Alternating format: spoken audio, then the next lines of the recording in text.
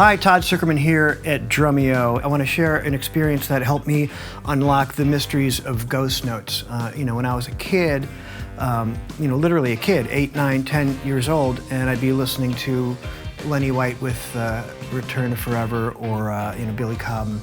A lot of what they were playing, a lot of the fast ghost note things, I didn't know what they were. I didn't know how to figure it out. And one of the benefits to having older brothers that were musicians, there was always different records coming in the house. And then I got turned on to the Jean-Luc Ponty record, Enigmatic Ocean, that had Steve Smith playing 1977. So this was before Journey.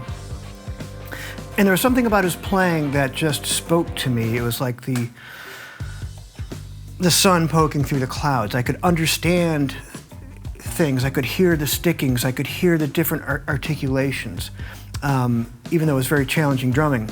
And there was one track in particular called Enigmatic Ocean Part 2 that was just blistering ghost notes in this pattern. And I thought I had a handle on some of it.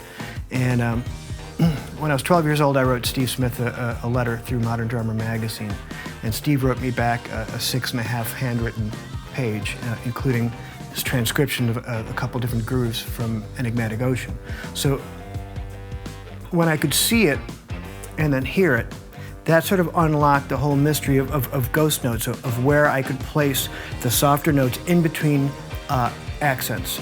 And then I could go back and I could listen to Lenny White and Billy Cobham, and there was a clarity. I could understand things now. So if you're not hip to this, I'll play it in the simplest form of the way that he played it in the song. He changes a few of the simple patterns, but it's 1 2 3 1 2 3 1 2 1 2 3 1 2 3 1 2. So get 1 2 3 1 2 3 1 2 1 2 3 1 2 3 1 2. So that's the.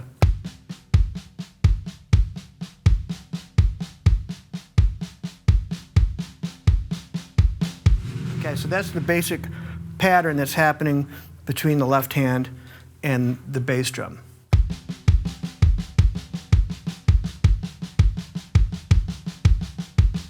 So the bass drum's.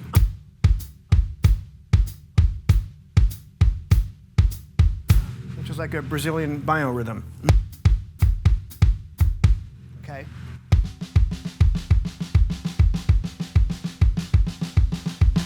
So that's what's happening with the hand. Now we can accent the backbeats on 2 and 4.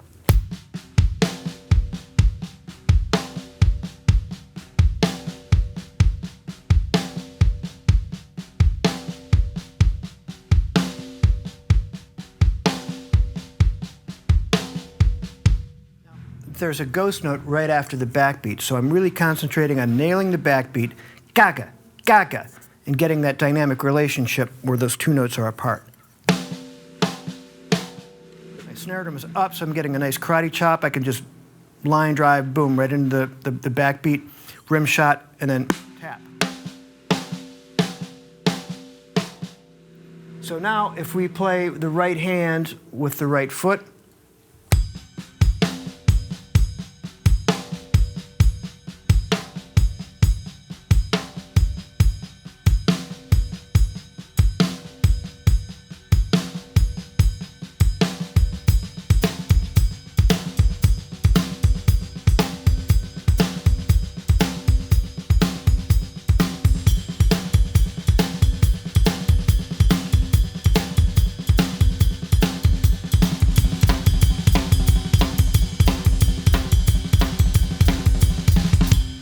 all that is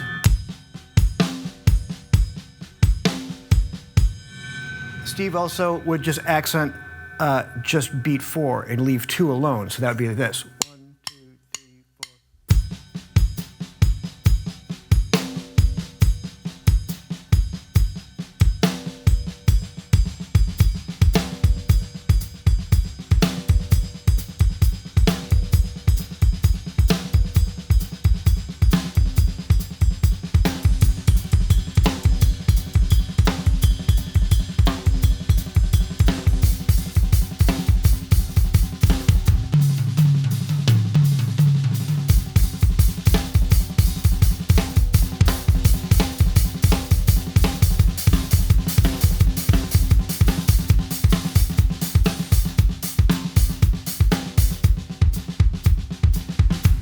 now we're free to change the high ostinatos to the ands, or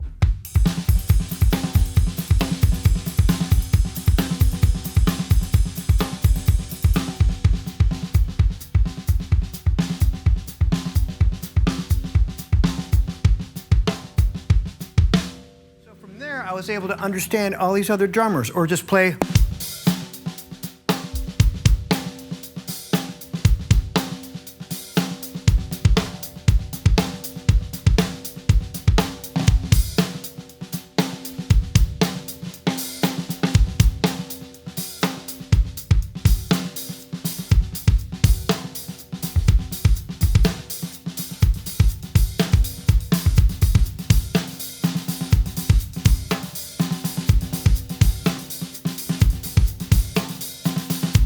Start playing other things, because now I understood the relationship of where those ghost notes can be in between the bass drum notes, played with them, the spaces, and as I got older and improved, I was able to experience that freedom of being able to play the notes wherever I want to put them. So that was really the big giant key to the city when I got that from Steve, that just opened up all these possibilities and made me a man.